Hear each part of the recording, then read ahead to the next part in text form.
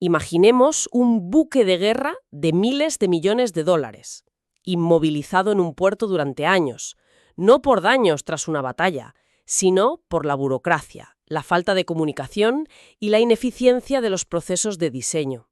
Suena a ciencia ficción, pero te aseguro que es la cruda realidad. Es alucinante. Damos una cálida bienvenida a nuestra audiencia a este nuevo análisis a fondo, el espacio donde exploramos investigaciones fascinantes para intentar comprender un poco mejor el mundo que nos rodea. Hola a todos.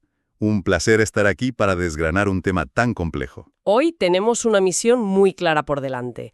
Vamos a explorar el verdadero retorno de inversión, el ROI, de la famosa ingeniería digital en el desarrollo y mantenimiento de sistemas hipercomplejos. Eso es. Y para ello nos vamos a sumergir de lleno en un estudio de métodos mixtos interesantísimo. Es un documento de los investigadores Janatul Sefa y Thailand G. Topku de la Universidad de Virginia Tech y se enfoca en los procesos de cambio de diseño postproducción de la Marina de los Estados Unidos. Un entorno, fíjate, que lleva la ingeniería al límite absoluto. Ya te digo. Nuestra misión hoy es descubrir por qué los proyectos de ingeniería masivos siempre, y digo siempre, sufren retrasos crónicos. Queremos ver dónde están esas enormes fugas de tiempo. Y sobre todo, evaluar las soluciones que se proponen. Exacto, porque quiero determinar, y yo aquí vengo con una postura muy crítica hoy, si esta transformación digital de la que todos hablan es verdaderamente la cura definitiva o si es solo una promesa exagerada, un software carísimo que no arregla el desastre de fondo. Vale, vamos a desempacar esto. Me parece perfecto que vengas con esa postura escéptica, porque los datos iniciales asustan. Es un tema crucial. Para contextualizar el tamaño del problema, tenemos que empezar mirando las cifras del estudio sobre los costes de operaciones y mantenimiento. La fase OIS que mencionan. Exactamente, la fase OIS. El documento revela algo contraintuitivo. Aproximadamente el 70% del coste total del ciclo de vida de un buque o de un sistema de armas ocurre precisamente en esta fase operativa. O sea, cuando el barco ya está construido y lleva años navegando. Eso es. Y no hablamos de calderilla. En el año 2020, los costes anuales de mantenimiento solo para una parte de los aviones del Departamento de Defensa superaron los 54.000 millones de dólares. ¡Madre mía! Y en la Marina, entre 2011 y 2021, los retrasos en mantenimiento de 10 clases de buques provocaron un sobrecoste de 1.200 millones de dólares. A ver, un momento, porque yo estoy asombrada con estas cifras. 54.000 millones en un solo año. Y 1.200 millones despilfarrados solo por no cumplir plazos. Desde fuera, esto suena a que la gestión es un auténtico desastre. Parece que la Marina está profundamente desorganizada. Estamos hablando de presupuestos que superan el PIB de muchos países enteros. Sí, totalmente. Y da la sensación de que no pueden coordinar ni el mantenimiento básico. Suena a que el sistema administrativo está roto, la verdad. Lo fascinante aquí es que resulta facilísimo atribuir todo esto a la simple incompetencia organizativa. Pero la raíz del problema es mucho más profunda. Hablamos de la incapacidad para gestionar lo que llamamos complejidad sociotécnica.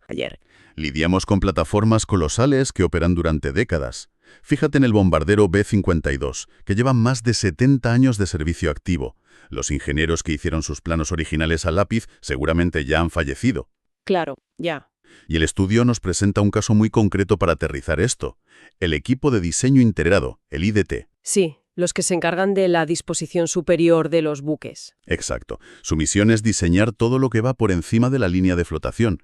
Radares, antenas, armamento nuevo. Pero, a ver, yo leí esa parte y, claro, sobre el papel suenan como un escuadrón de élite, pero tienen unas limitaciones orgánicas brutales.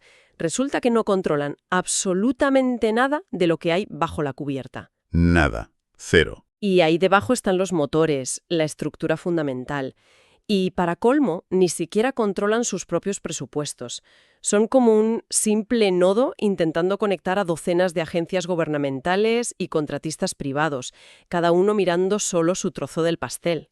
Esa es la clave. Esa visión de túnel. Y esto nos lleva directamente a las 4 fallas estructurales del proceso actual, los arquetipos de ineficiencia que identifican los investigadores. El primer gran obstáculo es la falta de modelos de configuración actualizados. Claro, porque los barcos cambian con el tiempo. Exacto. Llevan décadas surcando océanos.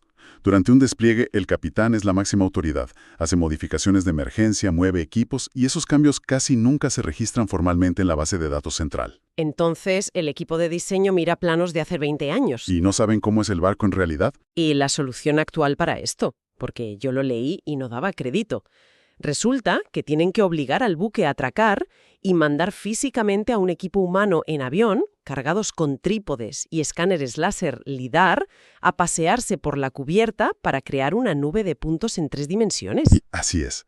Pero vamos a ver, estamos en pleno siglo XXI. Tenemos satélites comerciales que leen matrículas desde el espacio y estos ingenieros de élite andan escaneando un barco a mano porque alguien no actualizó un PDF. Es un método manual inaceptable. Entiendo tu escepticismo, pero hay que comprender que lidian con sistemas heredados, sistemas legacy. Estos barcos se construyeron hace 40 años, cuando los gemelos digitales eran ciencia ficción. Como no nacieron con un modelo virtual en vivo, la única forma de conocer el barco es ir y medirlo. Ya, pero es lentísimo. Es lentísimo, sí.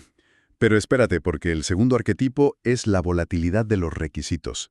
Mientras miden el barco, necesitan saber qué van a instalar, cuánto pesa el nuevo radar, qué energía consume. Y esa información de otras agencias llega tarde y mal. A cuentagotas.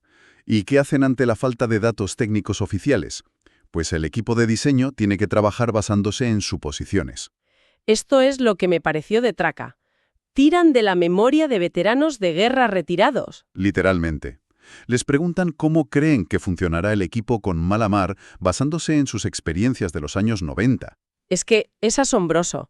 Es un proyecto militar estratégico y dependen de la intuición y la nostalgia en lugar de usar datos concretos. Como si para hacer un rascacielos ultramoderno le preguntamos a un albañil veterano a ojo si aguantará el viento, ignorando el software de cálculo. Es una analogía perfecta de lo precaria que es esta fase. Y la cosa empeora en la fase de análisis, que es el tercer obstáculo. Los traspasos manuales entre disciplinas. En ingeniería hay docenas de análisis. Estructurales, térmicos, acústicos. Y todos se hacen de forma estrictamente secuencial. Los ingenieros mecánicos ven si la cubierta aguanta el radar. Terminan y solo entonces le pasan el archivo a otro departamento para el análisis de interferencia electromagnética, el EMI, para no apagar las comunicaciones del barco. Y luego al de riesgos de radiación, el RADAS. Exacto. Una cadena de montaje en cámara lenta, pasando archivos de bandeja de entrada en bandeja de entrada.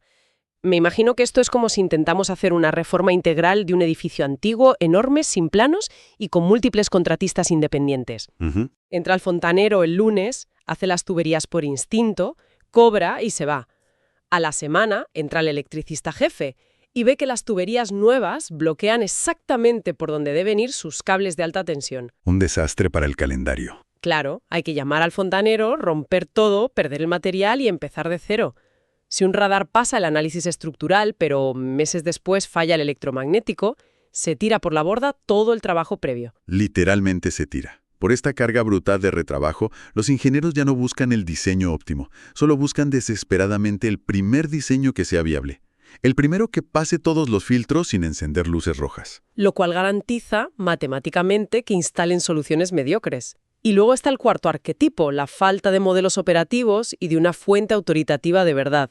Los ingenieros diseñan en un vacío absoluto, ciegos a la realidad del mar. Totalmente ciegos. El ejemplo del documento es buenísimo. Si no metes en el modelo que la tripulación friega la cubierta cada semana con agua salada a presión y químicos abrasivos, los ingenieros te instalan un sensor hipersensible a ras de suelo que se va a corroer masivamente en el primer mes. Y la información sobre cómo limpian la cubierta existe, pero está en un archivador de otro departamento y jamás llega a diseño. Pero fíjate, los investigadores no se quedaron solo en la teoría. Quisieron medir este desastre temporal. El escenario ASIS. ¿Cómo están las cosas hoy? ¿Con esa simulación de Monte Carlo de 10.000 iteraciones? Exacto.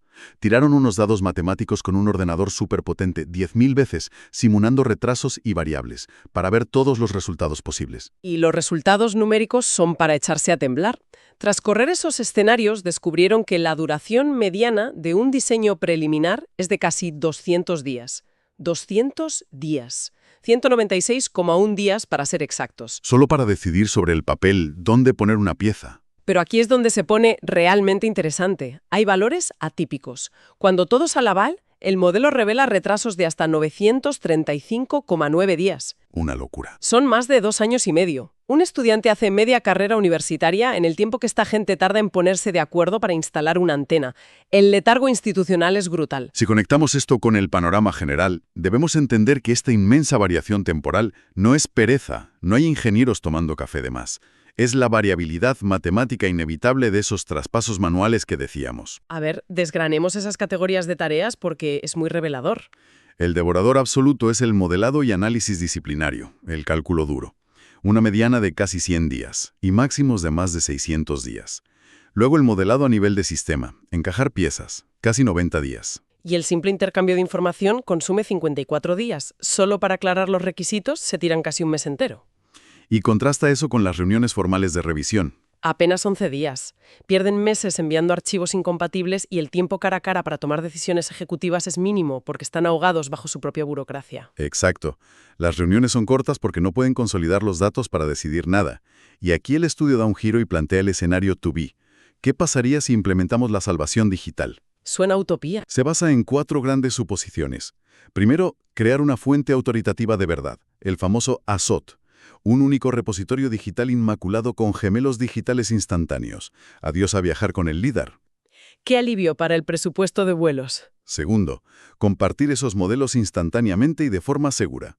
Tercero, análisis en un entorno conectado en la nube, donde si cambias una viga se actualiza el modelo del departamento de al lado. Y cuarto, adopción total en toda la Marina. Vale. Y sobre el papel, los resultados son drásticos. La mediana general cae a 97,8 días, una reducción del 50% de un plumazo. Y la desviación estándar cae, los peores escenarios atípicos bajan a unos 580 días. Pero yo aquí me pongo la gorra de abogada del diablo. A ver. Si exploramos los matices, las ganancias son abismalmente desiguales. Es una observación fundamental. No hay que caer en el tecnooptimismo ciego. ¿A qué asimetría te refieres? A que el modelado a nivel de sistema cae un espectacular 88,7%, bajando a 10 días. Lógico, el modelo en 3D ya está cargado. El intercambio de información se reduce a la mitad. Pero el trabajo de ingeniería de verdad... El modelado disciplinario. Exacto. El modelado disciplinario, que es lo más complejo, solo mejora un tímido 15,6% y recopilar requisitos solo un 14%. Por eso digo, y soy muy crítica aquí, que la ingeniería digital parece una secretaria glorificada y carísima. Acelere el papeleo, sí, pero el trabajo de ingeniería duro, el intelecto humano, sigue atascado casi al mismo tiempo. Entiendo perfectamente de dónde viene esa crítica, pero creo que subestima el propósito de la transformación. La ingeniería digital no pretende reemplazar el conocimiento humano profundo. Hoy no existe un software mágico que resuelva un problema inédito de acústica submarina apretando un botón. Ya, la IA todavía no hace magia. Esos análisis exigen el cerebro de ingenieros cualificados, y el cerebro no es escalable como un procesador. El valor monumental de esto no es pensar por el ingeniero, es eliminar el ruido administrativo, destruir los silos de información. Quitarles la fricción, vamos. Exactamente. Al quitarles el peso de buscar archivos o lidiar con bases de datos contradictorias, los expertos pueden por fin hacer pura ingeniería. Y fíjate, ese 15% de mejora en el tiempo de modelado disciplinario es un avance colosal, porque ahora trabajan desde el minuto 1 sobre datos fiables. El riesgo de fracasar en fases finales por un dato obsoleto se reduce a 0. Ya no hay ese ciclo infinito de retrabajo. Eso es. Entonces, ¿qué significa todo esto? Si intentamos destilar las conclusiones clave para nuestra audiencia, yo creo que hay 3 grandes aprendizajes.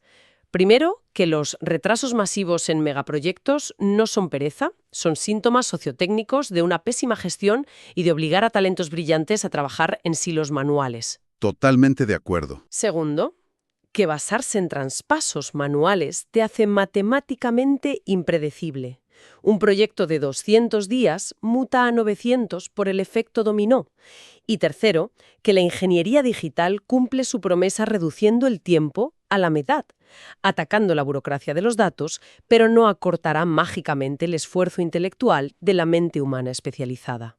Es un resumen brillante. Y fíjate que esto sobrepasa a la Marina Militar.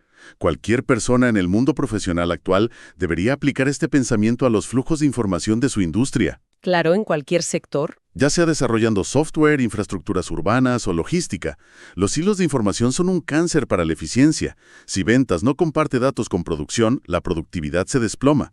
Crear fuentes de verdad compartidas es el requisito indispensable para sobrevivir hoy en día. Completamente de acuerdo con esa visión transversal. No hace falta ensamblar un portaaviones nuclear para sufrir en carne propia las consecuencias de que marketing y producto trabajen sobre versiones de documentos diferentes. Es un dolor universal en las empresas. Así es, los principios son idénticos. Y para concluir, esto plantea una pregunta importante, un pensamiento muy provocativo que los autores insinúan al final.